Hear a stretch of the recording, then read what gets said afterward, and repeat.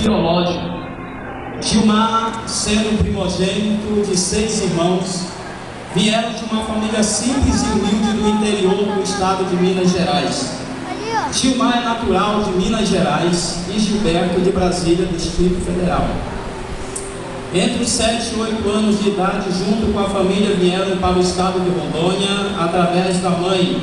A dupla já conhecia os princípios bíblicos cristãos. Então tinha um grande desejo de aderir ao Evangelho. Porém, eram impedidos pelo pai, que era devoto da Igreja Católica e, em parte, fiel aos seus costumes. A mãe, que era crente desde a infância, também se desviou dos caminhos do Senhor e tornou-se praticante dos costumes do marido, mas nunca deixou de acreditar que um dia seria livre e, junto com os filhos, puderem realmente se entregar o dia inteiro com o coração a Deus e servir para sempre. Mas os tempos passaram e Gilberto e Gilmar cresciam em rumo à adolescência, morando num sítio no interior do estado de Rondônia. A família que morava de agregados na propriedade de um amigo, mas tiveram a sorte e assim com a ajuda de Deus conseguiram comprar uma chácara bem próximo da cidadezinha onde em pouco tempo se mudaram. Foi aí então que a vida tomou outro rumo. Começaram já na adolescência a ter novas amizades. As crianças que antes tinham vontade de ser crentes começaram agora a conhecer o mundo. Aquele desejo de conhecer a Deus, e que era crente, começou a se esfriar.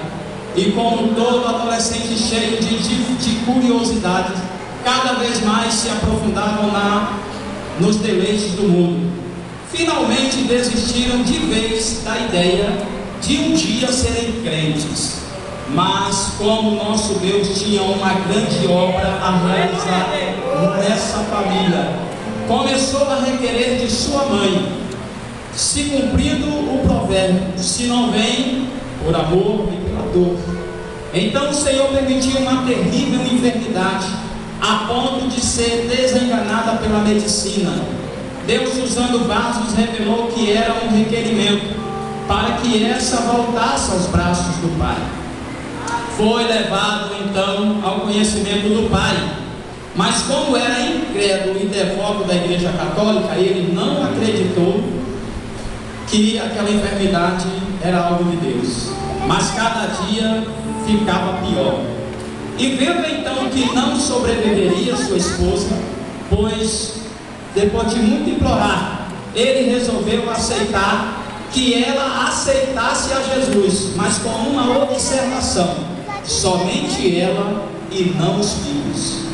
Ela então fez um compromisso com Deus e foi curada na hora. Os adolescentes continuaram crescendo e muitos rebeldes, pois já conheciam de perto as ofertas deste mundo. Mas o Senhor, quando tem um projeto na vida de alguém, Ele jamais desiste. Foi quando preparou uma outra propriedade para que a família pudesse morar, mas dessa vez bem distante da cidade, dos vizinhos e das más influências dos amigos, separando assim os amigos dos adolescentes, que muito em breve os fariam uma dupla para louvar e glorificar o nome do Senhor, estando então morando neste novo lugar, longe de todo mundo e de difícil acesso. Já haviam se tornado jovens, tiveram então finalmente tempo para pensar em Deus e refletir o destino de suas almas, voltando o desejo de servir ao Senhor, e com a ajuda da mãe, que jamais desistiu de orar pelos filhos. Em um dia de festa, num grande congresso da Igreja Evangélica Assembleia de Deus, na cidade em que morava, num congresso do Círculo de Oração no ano de 1997, no dia 13 de julho, Gilberto Santos então se decidiu a se entregar para Cristo, aceitando como único e suficiente Salvador de sua alma. O jovem dedicou a sua vida inteiramente para Deus.